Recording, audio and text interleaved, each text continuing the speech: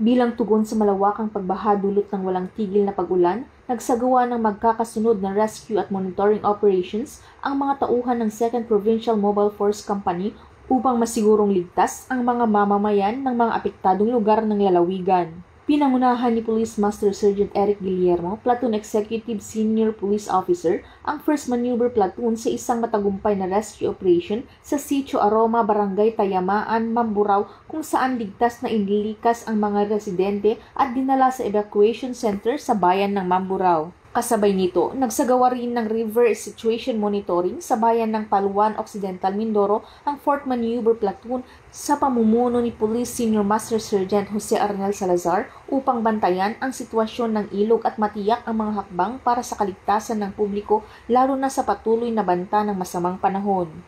Samantala, pinangunahan naman ni Police Senior Master Sergeant Don S. Reyes ang 3rd Maneuver Platoon sa isa pang rescue operation sa Sitio Lagundian, Barangay Balansay, Mamburao kung saan nailikas din ang mga apektadong residente at ligtas na dinala sa evacuation center sa Mamburao. Ang mga operasyong ito ay patunay na mabilis at maagap na aksyon ng 2nd PMFC sa panahon ng kalamidad, kalakip ang kanilang dedikasyon sa pagsigurong ligtas at protektado ang bawat mamamayan ng Occidental Mindoro.